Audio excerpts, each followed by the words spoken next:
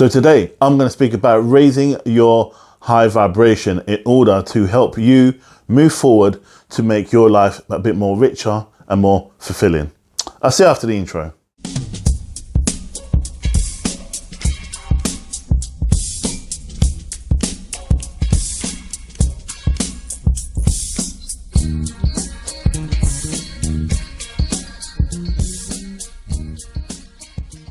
So welcome back. My name is Jay. I'm from Karnak Holistics, where we learn together and we grow together in the sight of God. And as I said, today I'm going to speak about raising your higher vibration. I've heard a lot of people ask me about this, so I'm going to put this down in a video. So I'm going to try and cover as much as I can. I've got around about 5 points, but I might go over a bit and go into a bit more detail and maybe be talking about other stuff. It depends on what the collective and I feel what's really important, what needs to come out. But before we start, I just want to do some housekeeping. If you could like, share, and obviously subscribe, don't forget about pressing that little notification bell or the button in order to get up and coming videos that I do weekly, twice weekly normally, but so you don't miss out. So without further ado, let's just jump into this. So the high vibration is obviously your higher conscious self, you talking to spirit, you talking to God, and obviously moving and accelerating yourself forward, working with your crown chakra. So what will be the most important thing? I'm going to put these into points. They're not in any order of importance. I'm just putting them into whatever order, which I just want to just basically get out there as what came to me from that while we were sitting, working out what we should say. So the first thing I want to talk about is finding your purpose. Now, this is key. You need to find your purpose and why you are here, not necessarily your life purpose, but what is your purpose for each step. So when people say your purpose, I'm not talking about your life purpose. So I'm not talking about why God created you. I'm talking about your purpose on each movement forward. And what is your purpose? What is your goal? And you've got to look at what is key to drive it forward. Maybe you want to, I don't know, buy a new car. Maybe you want to get a new job. Maybe you want to get a new partner after a massive breakup. Maybe you want to move abroad. Maybe you want to have children and you're struggling. What you need to do is look at the steps in order to achieve those. So your purpose is, let's look at children. If you trying to obviously have children, first point of call, you need a partner, right? Or you need at least some kind of like people participate. So you need like a sperm, you need a woman to carry the baby, you know. So you need to find all these facets, these important aspects of having a child, you know. And the important thing is you need to look at the first step. So you need to break it down into bite-sized chunks. And when you bring it down to bite-sized chunks, you know, then you can look at the individual steps you do and put it into a plan. People just put it out there, and I've heard people mock the law of attraction. Oh, well, I've put it out there and nothing's happened. I've done my vision board and nothing's happening, and I'm really getting stressed, and the vision board and the law of attraction is rubbish. No, the law of attraction is good as how you are. So if the law of attraction is crap for you, then you're not doing something right. There's other aspects of the law of attraction you should be doing in order to pull in your purpose, in order to achieve your goal. Now, again, it goes by, I hear people complaining about the law of attraction, and I'm going to revisit this again. I've done videos on the law of attraction and I teach the law of attraction, and things have happened for me right now that it wouldn't have happened if I did not use the law of attraction to put into action. So in that sense, is that for me, it's important that you look at what your challenge is. If you want to find your purpose, if you don't know what your purpose is, what you should do is ask what your purpose is. Find the first step. And then that could be your first purpose, actually. Your first purpose is to find what is your first purpose or your overall purpose. I said to someone the other day that instead of you trying to drive to achieve something or get a girlfriend or partner, that because they had a series of issues on dating, and I said, why don't you just trust? Why don't you just go, God, I'm leaving this in your hands. You know me better than me.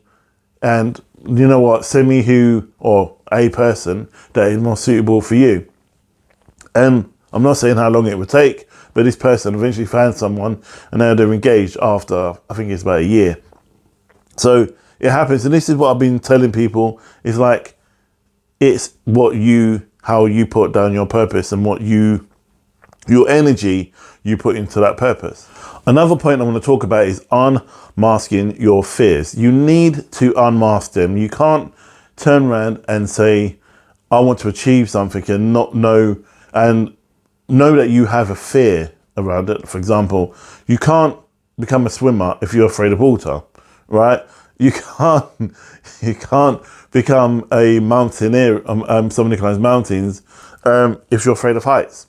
So you need to unmask what your fears are, and not just unmask and working out what your fears are. It means to unmask them, really drill into them, and really open up that can of worms, what it is that you're afraid of. Let me use water, for example. If you're afraid of water, or afraid to swim, or you're afraid you can't swim, so there's a fear there, what you need to do is look at the fear. Where is the fear? That's what I'm talking about. Unmask the fear. This is going to help your higher vibration. And as you are asking, and you are doing, and you go into, you want to call it therapy, or you're going to learn to swim, that is a key part. So the first port of call, obviously, we'll go and get some swimming lessons. But if you can't get in the water, you need to go to therapy to work through those emotions. What is it that is keeping you off, giving you that fear? Maybe when you were younger, your mum, you'd have threw you in a deep end and then you'd almost drowned. Maybe you fell into a river and you almost drowned. Maybe that you was caught in a situation to do with water and you almost perished, and that's what's caused the fear.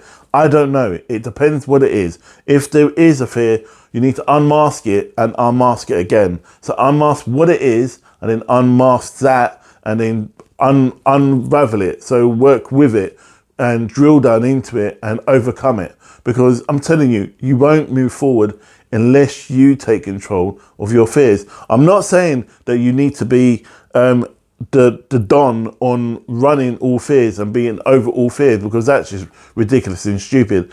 What I'm saying is that you need to turn around and be mindful and be aware of what your fears are. The minute you find out what your fears are, and you can start moving forward and dealing with them, then the fear becomes less powerful. And then, for example, you overcome getting into the water to learn to swim. You learn to do a couple of strokes. Therefore, you are unmasking, and the power of the fear is no longer there. So that is what I'm talking about by unmasking the fears. Drill down into it, unravel it, take it on board, take it in, and then become it. Please don't run away from it, because it is really important that you do deal with it. Get friends to support you with it. Get family to support you with it. Get partners, children, to help you achieve these goals, unmasking your fear. And the other thing you can do is, well, unmasking your fear, once you got the fear and you know what it is, whack it on your vision board, whack it on your list of achieving things, and you'd be surprised what comes out of that. So don't be afraid to be afraid, okay? It's normal, it's natural. The thing is when you have shame around the fear of being fearful, is when things become harder for you to achieve your goal. The other point I'm going to say is work on your why. Now, people say to me, what is my why? Your why is the purpose of why you've been born. And I know I was born to communicate. I was born to be able to speak to people. I'm a good orator. I suffer from dyslexia, so I've got things put in place on my laptop and my phone and stuff in order to help me be able to communicate better or read things quicker and easier in order to get the best of the best out of me. However, there are still challenges what I face as being someone who is managing or dealing with dyslexia. But my why is, for the fact is that is the opposite of what my fear is, really, or my crutch that holds me back. It's for the fact is that I'm good at speaking. I'm a good influencer. When I'm in a team and I'm talking to members of my team, I'm good at kind of gauging the room, working out where the fear is, where the motivation is, finding out where it's going flat, where it could be moving forward. I can also, when I'm going to a party or a social situation, engage how people are feeling and then really drill down and making people put at ease. I was complaining that that when I talk, things become really social. And I feel that's a massive part of what and who and what I do. So what I decided to do was try and do what I love doing, or what my why is, and to make money in that sense out of it. And I'm not saying money is the beginning and the ending, but if I love what I do and I can get money out of it, then it's a double whammy, right?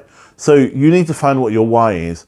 And the why, when I'm talking about the higher vibration, when you find out what your why is and you work on it, and then you, again, I go back to unmasking, when you go and you deal with your why there's a hindrance in a way. So you want to be a writer, but I heard this from someone a while ago. I want to be a writer, but I don't have the time. I don't have any ideas. I said, your life is an idea. It depends what kind of writer do you want to be. Oh, I don't know. Well, why do you want to be a writer then? I just like the idea of being a writer. Well, that's just the idea of being a writer. If you like writing to share your knowledge and things you do, that's good. For me, writing is one of the most fearful things I could ever do. So what I do, I dictate my books onto my laptop, so I don't write, though I can touch type.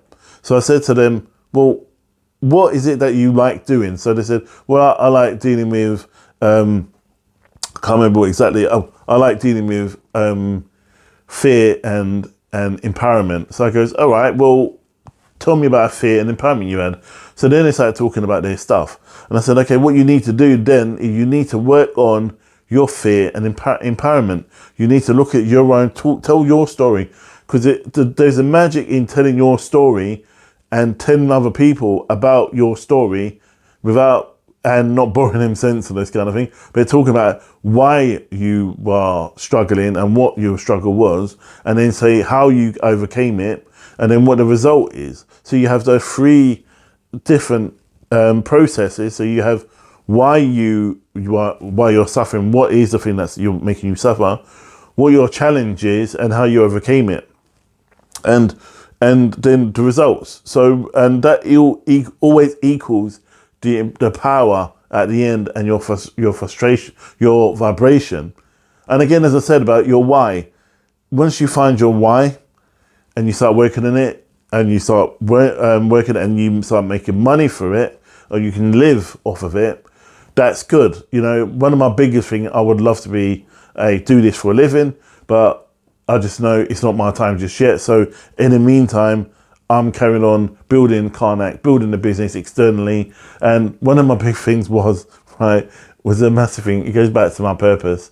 Was I went to get an agent to help me spiritually, to help me get business up and running and bringing more business for me.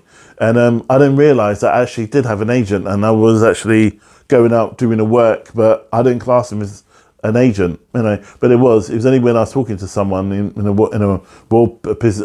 well positioned role, and they said, well, I'll get in touch with your agent, and I was like, oh yeah, I've got an agent. So it was really weird. So yeah, it grows and flows and shows, but that's another side of the business. But this side of the business is just that I deal with the heavy side and the spiritual side of what I do.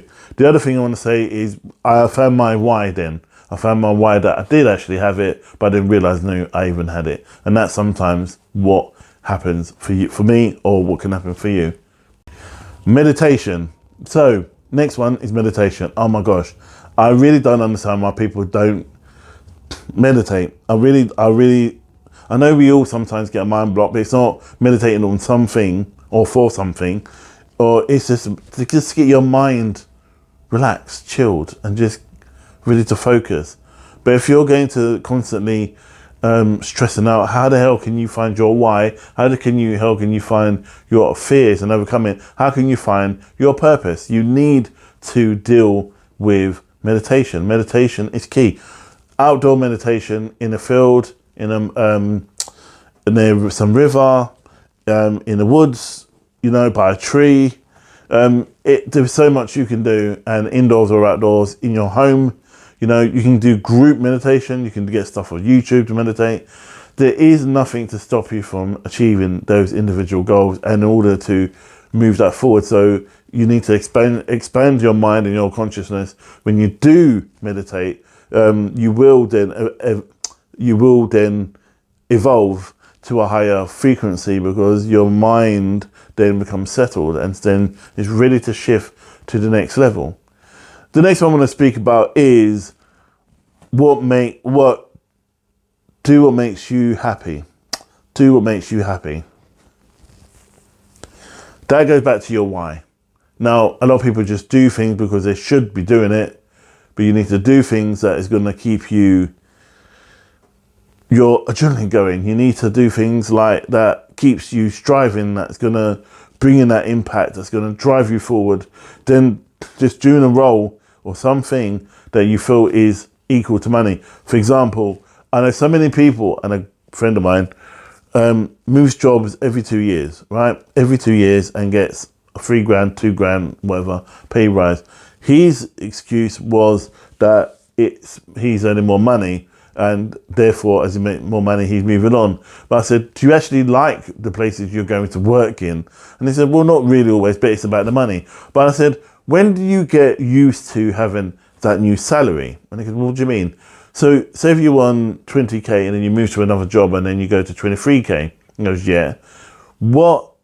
How long in between from starting to when you decide to move again do you get used to, does the salary become normal? He says 6 months. So 6 months to a year? He said, yeah, 6 months to a year. And he goes, do you get bored? He goes, when do you get bored? I goes, probably second half of the first year.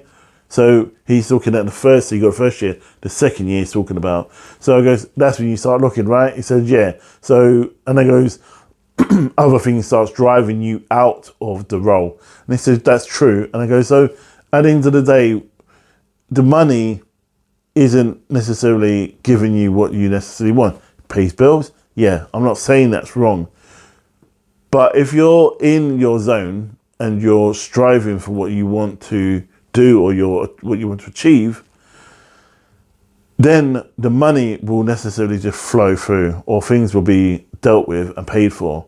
So, and I get that with a lot of people, and I do understand some people want to, shine and earn their money and doing this and the other, but I goes, be careful that you're not over exacerbating your truth, because when you are moving up and you are looking at raising your high vibration, you need to look at your conscious self and look at them blocks which are causing it. That means removing people that are not good for your internal system of belief, because there are people that are going to really want to mess you up about your internal belief. So they try to mislay you and trying to take you off in another direction.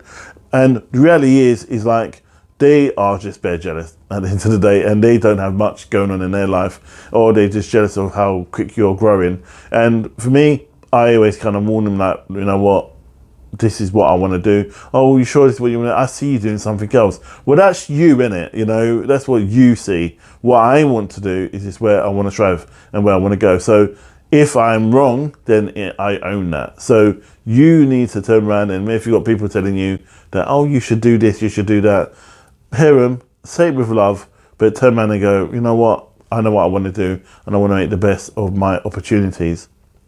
So I'm going to end it there, just a short one.